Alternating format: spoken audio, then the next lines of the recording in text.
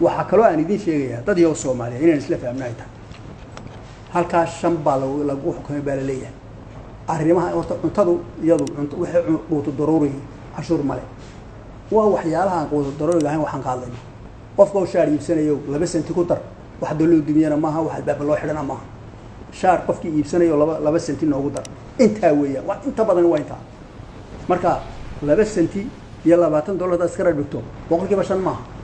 iska rabdig adigu shaarkii $20 ahaa 20 senti hadii laga qaadayo percentage-ga boqol muxuu noqonayaa adigu iska rabdig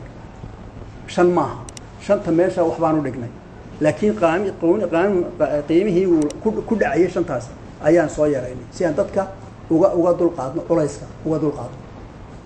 5tana wax baan u jeednaa adduunyada kale u jeednaa dhinacna waxaan uga soo yaraynaa si aan wax badan ugu dhicin marka cashuurtaas markaas saasay hayd waxa mahad ilaahay baale ganacsatada ayaa iyaguna aad iyo aad fahamkoodu u wanaagsanaa wax kasta wax fiiltanku soo maray waxaan anagu isleeyahay imika heshiis baan gaadhnay baan isleeyahay arrimo si fiican bay u socdaan waan isleeyahay